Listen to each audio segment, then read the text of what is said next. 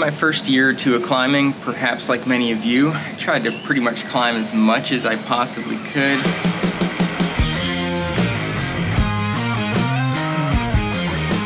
Without really doing any injury prevention exercises. Around year 2, I started getting injured quite a lot, so I did a bunch of research and introduced a lot of injury prevention exercises. It helped a lot for the next couple of years actually, but there were 2 problems. Problem number 1, it took a lot of time. Between climbing, training, and doing these new exercises, I was probably putting in at least 20 hours a week, which is kind of hard to maintain. And problem number 2, I still felt a little tweaky, and if I dropped off the exercises for even a little bit, I usually ended up getting injured pretty quickly.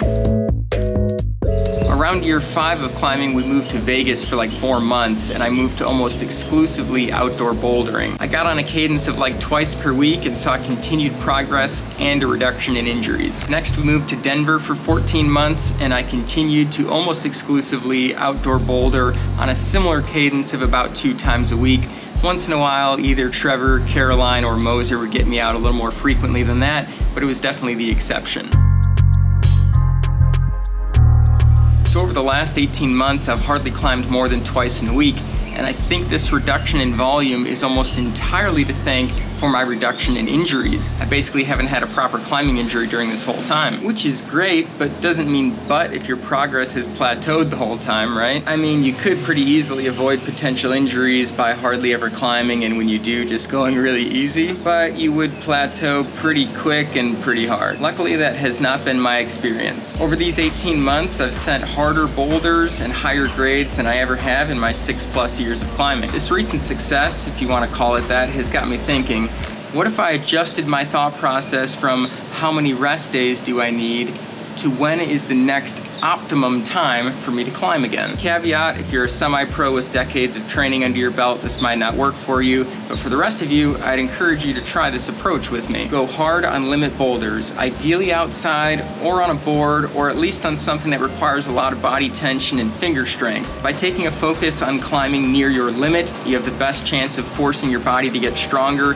and your brain to learn new techniques. And then rest for 2, 3, 4 days, maybe even more. Rest as much as you need to until you don't feel sore at all. Today is Friday, and the last time I climbed was Sunday.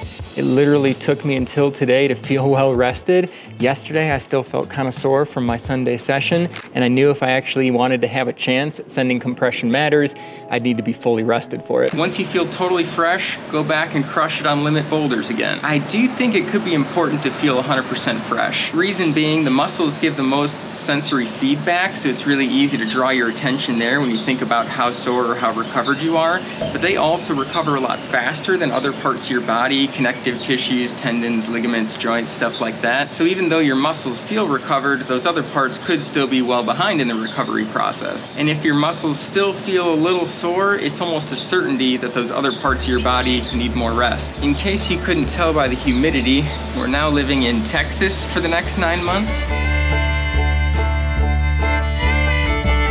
So I plan to continue this approach of like twice a week limit bouldering while we're here, but every few months I plan to take a couple of deload weeks just to make sure I'm totally recovered, and then maybe take a few weeks to focus on more volume and endurance type training instead of always the limit stuff. I'm actually basing this plan mostly off of a recent comment from a commenter and climbing coach. It also pairs up well with what I've heard from Manny the Monkey over the years about alternating between hypertrophy and sort of max strength training. It kind of makes sense to me that you would build up capacity to do more of the limit bouldering by occasionally doing some volume training as well. But since that lactic power endurance system maxes out the training benefits after like 4 weeks of focused training, and the high volume that's necessary to train that system also comes with a lot of injury risk, I only plan to focus on it for maybe 3 or 4 weeks at a time and maybe 3 or 4 times a year. Let me know what you think about this approach, and if you're gonna try it. I mean, either way is cool. I know it's hard to climb less, but hey, it could free up some of your time to start your own YouTube channel. Thanks for watching mine.